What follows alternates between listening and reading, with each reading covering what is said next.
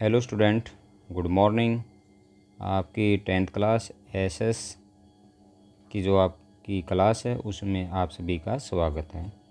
आज हम क्वेश्चन करेंगे, दीर्घ उत्तरीय प्रश्न है लेसन 1 से। तो पहला जो क्वेश्चन है वो क्वेश्चन है मानव विकास सूचकांक क्या है। मानव विकास सूचकांक के आधारभूत तत्व क्या हैं, यानी जो मानव का विकास है उनको मापने के क्या बिंदु हैं, किन आधारों पर मानव विकास को मापा जाता है और प्रमुख आधारभूत तत्व वो क्या हैं, इनके बारे में बताना है। तो क्या है वो मानव विकास सूचकांक 3 तत्वों का संयोग है या मेल है: समृद्धि, समानता और स्वतंत्रता। आगे लिखा, लोगों के चुनाव करने की शक्ति में वृद्धि करने की प्रक्रिया के रूप में और जन उपयोगी जीवन सत्र को प्राप्त करने के लिए मानव विकास एक केंद्र बिंदु है। इसके बाद हम लिखेंगे, यहाँ तक लिख के इसके बाद हम लिखेंगे मानव विकास सूचकांक के प्रमुख तत्व। पहला, लंबा जीवन, यानी कहने का व्यक्ति मतलब है कि जो व्यक्ति लंबा जीवन जीता है और वो स्वस्थ है तो वो क्या होगा, विकसित है या वो पूर्ण रूप से विकास की अवस्था में है। ज्ञान को वयस्क साक्षरता दर द्वारा मापा जाता है। इसको यहाँ तक लिखेंगे कि साक्षरता दर क्या है। इसके बाद उच्च जीवन सत्र, जीवन जीने का क्या सत्र है, किस प्रकार का वो जीवन जीता है। फॉर एग्जाम्पल, क्या मूलभूत सुविधाएं हैं जिनका वो प्रयोग कर रहा है। तो इसके अंदर तीसरा जो इसका पॉइंट था, यह उच्च जीवन जीने और उसका आनंद लेने का चयन करने की स्वतंत्रता प्रदान करता है। यहाँ तक इसको लिखेंगे। यानी हम नॉर्मली देखते हैं कि एक परिवार है, उसके पास टीवी है, मोबाइल है, गाड़ी है, तो उसका जीवन स्तर क्या है, उच्च है। यदि ये मूलभूत जो वस्तुएं नहीं हैं तो क्या है, उसका जीवन स्तर क्या है, निम्न है। अब ये सेकंड क्वेश्चन है, पर्यावरण प्रदूषण क्यों बढ़ता जा रहा है। नॉर्मल क्वेश्चन है तो इसको रिपीट करवाने की या इसको रिवाइज करवाने की आवश्यकता नहीं है, आप स्वयं कर सकते हो इसको। इसके बाद आता है आपका क्वेश्चन नंबर 4। क्वेश्चन नंबर 3 को हम नहीं करेंगे। क्वेश्चन नंबर 4 है पर्यावरण अवकरण, यानी ये कह सकते हैं पर्यावरण ह्रास या पर्यावरण के नष्ट होने के कारणों का सविस्तार वर्णन कीजिए। ये भी नॉर्मल क्वेश्चन है तो इसको भी रिपीट करने की आवश्यकता नहीं है, सभी आप इसको इन पॉइंट्स को आराम से कर सकते हो। इसके बाद क्वेश्चन आता है पर्यावरण संरक्षण के उपाय विस्तार पूर्वक लिखिए, या पर्यावरण प्रदूषण को कम करने के क्या उपाय हैं उनका वर्णन कीजिए। नॉर्मल क्वेश्चन है तो इसको भी रिपीट नहीं करेंगे हम। तो इसके बाद आता आपका जो पॉइंट क्वेश्चन नंबर 6,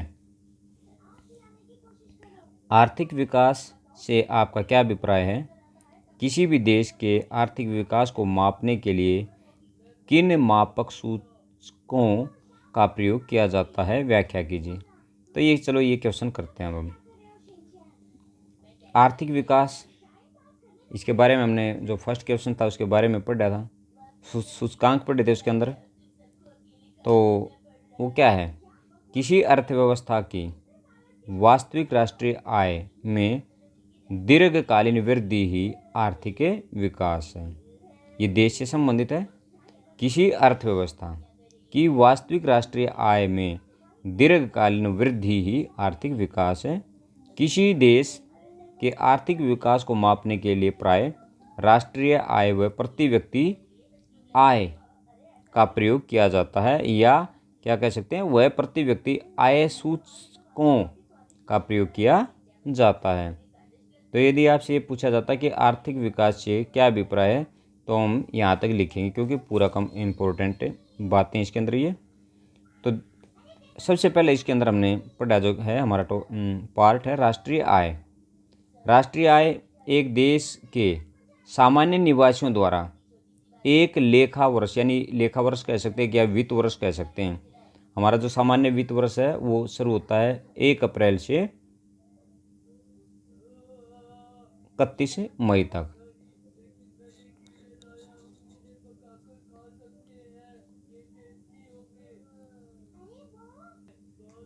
अब इसके बाद आता है सेकंड, प्रति व्यक्ति आय।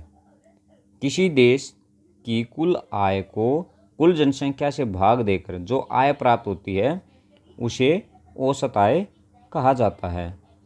तो इसके बाद आता है, इसके अलावा कुछ और अन्य सूचक भी हो सकते हैं, जैसे शिशु मृत्यु दर, साक्षरता दर, निवल उपस्थिति अनुपात।